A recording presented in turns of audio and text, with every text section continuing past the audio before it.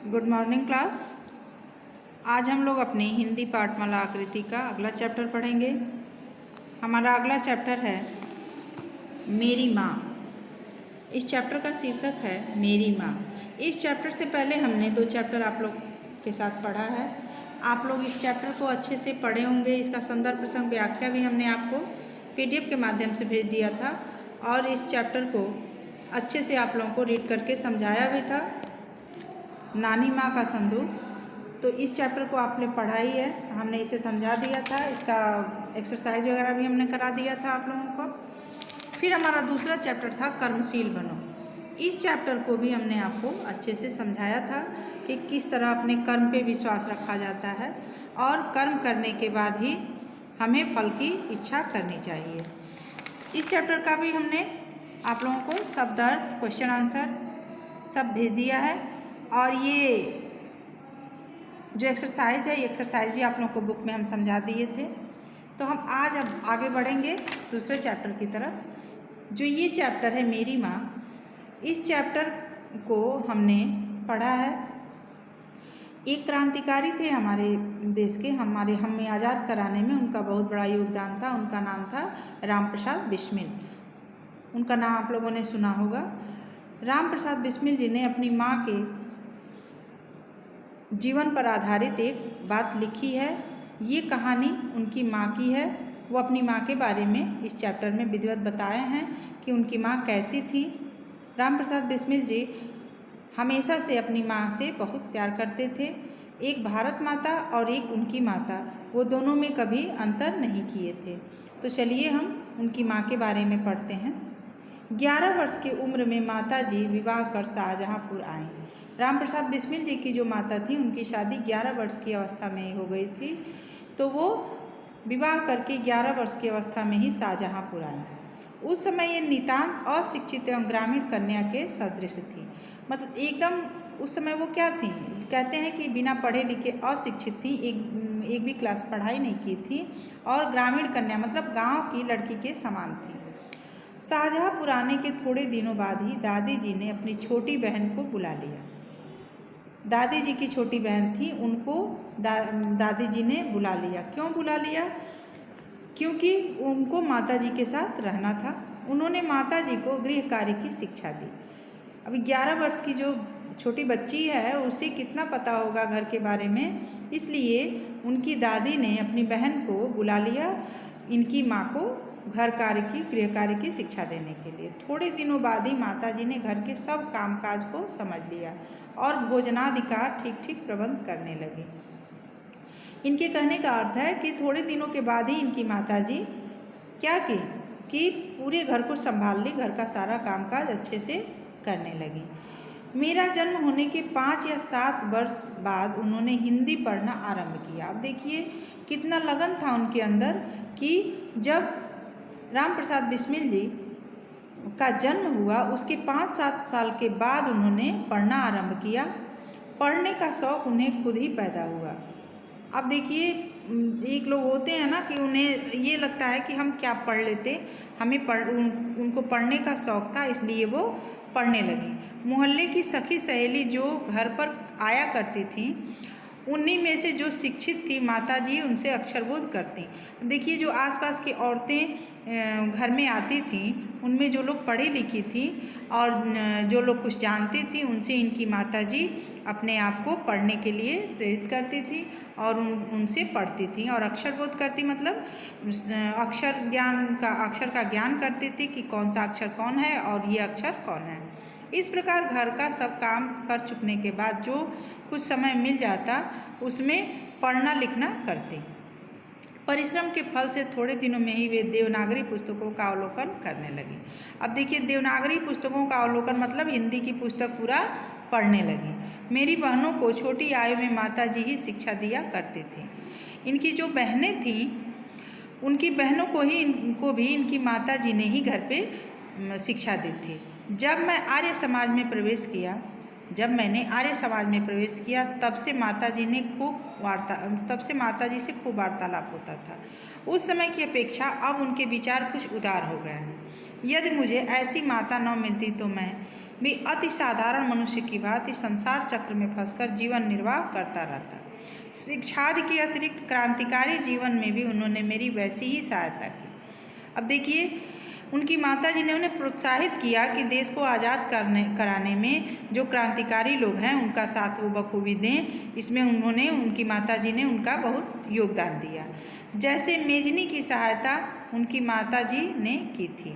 माताजी का सबसे बड़ा आदेश मेरे लिए यह था कि अपने पुत्र को भी कभी प्राणदंड न देना, अपने शत्रु को भी कभी प्राणदंड न देना। उनकी माताजी ने उनसे कहा था कि अगर तुम्हारा कोई कितना भी बड़ा शत्रु हो, उसकी हत्या नहीं करना, उसे कभी भी प्राण से मत मारना, उसे जान से मत मारना। उनके इस आदेश की पूर्ति के लिए मुझे मजबूरन 1-2 बार अपनी प्रतिज्ञा भंग भी करनी पड़ी। अब देखिए, उन्होंने अपने पुत्र को ये प्रतिज्ञा दी थी, ये प्रण कराया था कि किसी को भी कभी आप प्राणदंड नहीं देंगे, मतलब किसी की हत्या नहीं करेंगे। तो क्या ये कह रहे हैं कि उनके आदेश की पूर्ति के लिए मजबूरन मुझे 1-2 बार प्रतिज्ञा भंग भी करनी पड़ी। मतलब अब क्रांतिकारी थे तो किसी न किसी को मारना पड़ ही जाता था, तो वो क्या किए, अपने प्रण को 1-2 बार भंग कर दिए। जन्मदात्री जननी मतलब होता है कि हमारे जन्म देने वाली हमारी माँ, इस जीवन में तो तुम्हारा ऋण परिशोध करने के लिए प्रयत्न का भी अवसर न मिला। इस जन्म में तो क्या, यदि अनेक जन्मों से भी सारे जीवन प्रयत्न करूं तो मैं उससे ऋण नहीं हो सकता। जिस प्रेम तथा दृढ़ता के साथ तुमने इस तुच्छ जीवन का सुधार किया है वह अवर्णनीय। अब ये कह रहे हैं कि आपने जिस प्रकार मेरे इस छोटे से जिंदगी को संवारा है, सजाया है, उसका वर्णन हम कर ही नहीं सकते। मुझे जीवन की प्रत्येक घटना का स्मरण है कि तुमने किस प्रकार अपनी देववाणी का उपदेश देकर मेरा सुधार किया। तुम्हारी दया से ही मैं देश सेवा में संलग्न हो सका। धार्मिक जीवन में भी तुम्हारे ही प्रोत्साहन ने सहायता दी। जो कुछ शिक्षा मैंने ग्रहण की उसका भी श्रेय तुम्ही को है। जिस मनोहर रूप से तुम मुझे उपदेश करती थी उसका स्मरण कर तुम्हारी मंगलमयी मूर्ति का ध्यान आ जाता है। अब इनका कहना है कि जो शिक्षा आपने मुझे दिया वो सब मुझे याद है, और आपका जो चेहरा है, जो शकल है, वो मुझे भूलता ही नहीं है। उसका स्मरण कर तुम्हारी मंगल मूर्ति ध्यान में आ जाती है और मैं नतमस्तक हो जाता हूँ। मस्तक नत हो जाता है, मतलब उनका सिर झुक जाता था। मस्तक नत हो जाना का मतलब कि उनका सिर झुक जाता था। यदि मुझे ताड़ना भी देनी हुई तो बड़े स्नेह से हर बात को समझा दिया। ताड़ना देना का मतलब क्या होता है? दंड देना। जैसे बच्चे बदमाशी करते हैं, शरारत करते हैं तो माँ बाप उन्हें डराते हैं, धमकाते हैं, उन्हें समझाते हैं। उसी प्रकार वो बड़े प्यार से अपने बच्चे को समझाती थी। यदि मैंने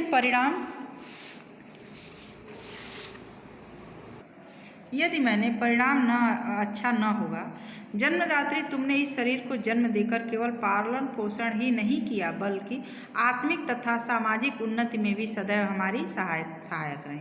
अब देखिए, कह रहे हैं कि हे माता, आप हमारे इस शरीर को ही केवल जन्म नहीं दी हैं, मेरा केवल पालन पोषण ही नहीं की हैं, बल्कि आत्मिक और सामाजिक, मतलब अंदर से और बाहरी जो सामाजिक ज्ञान होता है उसकी उन्नति में भी, मतलब उसके बढ़ाने में भी आपने हमारा हमेशा सहायता किया है।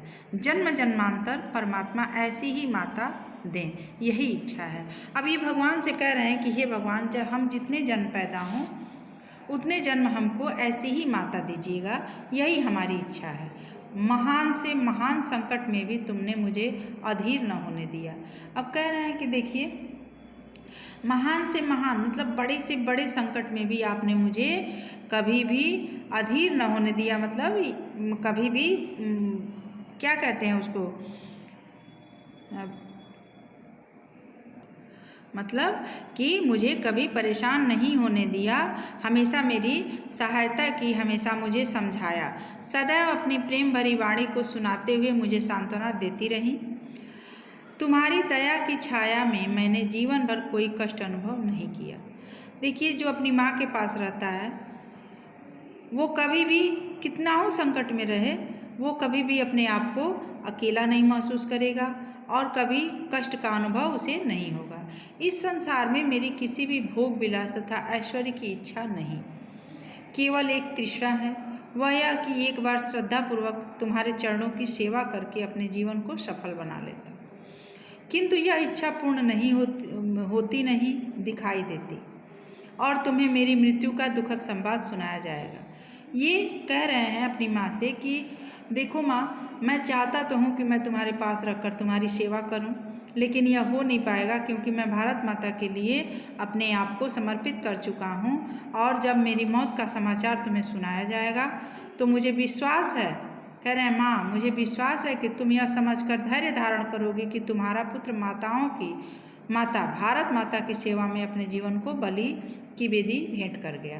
कह रहे हैं कि जब तुम्हें ये पता चलेगा कि मैं माताओं की माता मतलब भारत माता कह रहे हैं कि हर माताओं की भी वो माता हैं, सबसे श्रेष्ठ हैं भारत माता, उनके सेवा में उनके लिए मैंने अपने आप को बलिदान कर दिया, तो तुम क्या करोगी? उसने तुम्हारे कुल को कलंकित न किया तो तुम्हें, और मैंने तुम्हारे कुल को कलंकित नहीं किया है तो तुम्हें क्या होगा? गर्व महसूस होगा, अपनी प्रतिज्ञा पर दृढ़ रहा। मैंने अपने कुल को कलंकित नहीं किया और अपनी प्रतिज्ञा, अपने प्रण को पूरा किया, तो ये माँ तुम मेरे ऊपर गर्व महसूस करोगी। जब स्वाधीन भारत का इतिहास लिखा जाएगा तो उसके किसी पृष्ठ पर उज्ज्वल अक्षरों में तुम्हारा भी नाम लिखा जाएगा। देखिए, जब बच्चे कुछ अच्छा काम करते हैं तो उनके माँ बाप का भी नाम होता है। तो देखिए, राम प्रसाद बिस्मिल जी ने कहा है कि जब भारत का इतिहास लिखा जाएगा तो मेरे नाम के साथ तुम्हारा भी नाम किसी पन्ने पे लिखा जाएगा। जैसे गुरु गोविंद सिंह की धर्मपत्नी ने जब अपने पुत्रों की मृत्यु का संवाद सुना था तो बहुत हर्षित हुई थी और गुरु के नाम पर धर्म रक्षार्थ अपने पुत्रों के गुरु गोविंद सिंह की पत्नी ने अपने बच्चों के मृत्यु पर मिठाइयाँ क्यों बांटी थी? ये संवाद आता है कि देखिए, गुरु गोविंद सिंह की धर्मपत्नी जब अपने पुत्रों की मृत्यु का संवाद सुना तो बहुत हर्षित हुई, वो बहुत खुश हुई और गुरु के नाम पर धर्म रक्षार्थ अपने पुत्रों के बलिदान पर मिठाइयाँ बांटी। जन्मदात्री, वर दो कि अंतिम समय भी मेरा हृदय किसी प्रकार विचलित न हो और तुम्हारे चरण कमलों को प्रणाम कर मैं परमात्मा का स्मरण करता हुआ शरीर त्याग करूं। कहने का मतलब है, ये कह रहे हैं कि जब गुरु गोविंद सिंह की धर्मपत्नी ने सुना कि उनके बच्चे शहीद हो गए हैं, उनके बच्चे अपने धर्म की रक्षा करते हुए बलिदान हो गए हैं, तो उन्होंने क्या किया? थोड़ा भी उन्हें क्लेश नहीं हुआ, थोड़ा भी उन्हें दुख नहीं हुआ, उन्होंने उस खुशी में मिठाइयाँ बांटी। तो ये कह रहे हैं कि माँ, अगर अंतिम समय में भी मेरा मन ऐसा, मुझे आशीर्वाद दो कि मेरा मन विचलित न हो, थोड़ा भी घबराऊं न मैं, और तुम्हारे चरण कमलों की प्रणाम कर मैं परमात्मा का स्मरण करता हुआ शरीर त्यागूं। मतलब मैं भारत माता की सेवा करते हुए अगर मैं मर भी जाता हूँ, मैं शहीद भी हो जाता हूँ, तो भी मेरा मन विचलित न हो। तो ये राम प्रसाद बिस्मिल जी जो थे, ये क्रांतिकारी थे, इन्होंने ही अपनी माँ पे ये चैप्टर लिखा है। जो चैप्टर हमने पढ़ा है वो राम प्रसाद बिस्मिल जी की माँ पे आधारित है। हमने आपको सब पढ़ा दिया। अब आप लोग इसे एक बार और गौर से पढ़ लीजिएगा, आप लोगों को खुद फिर से दोबारा समझ में आ जाएगा।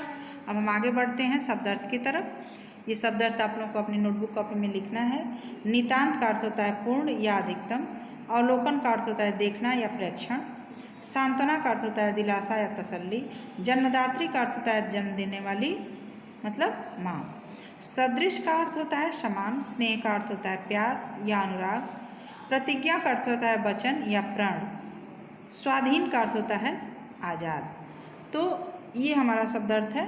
अब आगे बढ़ेंगे हम एक्सरसाइज की तरफ। सही उत्तर पर सही का चिन्ह लगाओ। 11 वर्ष की उम्र में डैश विवाह कर शाहजहाँपुर आई। कौन? दादी माँ, चाची जी, माता जी या भाभी जी। चारों ऑप्शन में कौन सा सही है? तो तीसरा वाला ऑप्शन सही है, माता जी। तो माता जी यहाँ लिखेंगे माता जी और यहाँ पे सही का टिक लगाएंगे। डैश की सखी सहेली जो घर पर आया करती थी, माता जी उनसे अक्षर बोध करती। मोहल्ले की, गांव की, शहर की या जिले की।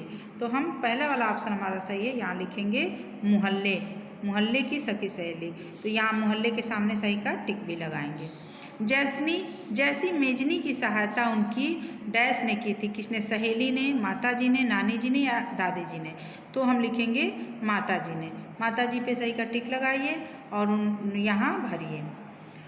इस डैश में मेरी किसी भी भोग विलास तथा ऐश्वर्य की इच्छा नहीं थी। किसमें? संसार में, गांव में, घर में या शहर में। तो पहला वाला ऑप्शन सही है, संसार। यहाँ भरेंगे संसार। ठीक है, ये आपका सही गलत हो गया। अब हम आगे बढ़ेंगे। रिक्त स्थानों की पूर्ति करो। हमने देखिए भर दिया है बुक में, आप लोग भी ऐसे ही अपनी बुक में भर लीजिएगा, देखिए ध्यान से, और भर के उसके बाद उसे बुक से ही पढ़ना है। हम पढ़ दे रहे हैं एक बार। उस समय वे नितांत अशिक्षित एवं ग्रामीण कन्या के सदृश थीं। परिश्रम के फल से थोड़े दिनों में ही वह देवनागरी पुस्तकों का अवलोकन करने लगी। उस समय की अपेक्षा अब उनके विचार भी कुछ उदार हो गए हैं। माता जी का सबसे बड़ा आदेश यह था कि अपने शत्रुओं को भी कभी प्राण दंड न देना। धार्मिक जीवन में भी तुम्हारे ही प्रोत्साहन ने सहायता दी। सदैव अपनी प्रेम भरी वाणी को सुनते हुए मुझे सांत्वना देती रही। केवल एक तृष्णा है, वह यह कि एक बार श्रद्धापूर्वक तुम्हारे चरणों की सेवा करके अपने जीवन को सफल बना लेता। ये आप लोगों का खाली स्थान भरना है। रिक्त स्थानों की पूर्ति करो। ये आप लोग देखिए, इसे आप लोग भर लीजिएगा। फिर ये आपका है सही मेल मिलाओ। गृह कार्य की शिक्षा दादी जी की छोटी बहन सखी सहेली ने से अक्षर बोध करती थी। देवनागरी की पुस्तकों का अवलोकन करती थी। जन्मदात्री जननी प्रेम भरी वाणी, ये मिला लीजिएगा। ये हो गया आप लोगों का। अब आइए आज का होमवर्क हम आपको बताते हैं। वाक्य बनाओ। अशिक्षित, ग्रामीण, प्रबंध, वार्तालाप, क्रांतिकारी और आदेश। ये होमवर्क है आपका। आप लोगों को ये आप लोगों को बुक में ही लिखना है। ठीक है। सही शब्द पर घेरा लगाओ। 3 शब्द दिए गए हैं, जो सही है उस पर आप लोगों को सर्किल में उसे करना है। जैसे परिश्रम, परिश्रम, परिश्रम 3 लिखा है, ये परिश्रम सही है, हमने लगा दिया है। वार्तालाप ये सही है। क्रांतिकारी ये सही है। धृष्टापूर्ण ये सही है। ठीक है। विलोम शब्द लिखिए। अशिक्षित का शिक्षित, जन्म का मृत्यु, छोटी का बड़ी। ये ऐसे देखिए, ये आप लोग अपनी बुक में भर लेंगे तो आप लोग का ये चैप्टर समाप्त होता है। अब आप लोग इसे अच्छे से रीड कीजिएगा, समझिएगा, और इसका क्वेश्चन आंसर आप लोगों को PDF के माध्यम से जाएगा, आप लोग लिख लेंगे और इस चैप्टर को बार बार पढ़ेंगे। शब्द अर्थ पूरा लर्न करना है और क्वेश्चन आंसर लर्न करना है। सारा एक्सरसाइज इसका तैयार करना है। बुक से ही आप लोगों को, बुक में भर के बुक से ही आप लोगों को एक्सरसाइज तैयार करना है। तो फिर हम अगले वीडियो में मिलेंगे अगले चैप्टर के साथ। तब तक आप लोग ये चैप्टर तैयार कीजिए और लिखिए, लिख के अच्छे से इसे पढ़िए, पढ़ के याद कीजिए। ठीक है। अगला चैप्टर हमारा जो भी होगा हम फिर मिलेंगे। तब तक के लिए थैंक यू।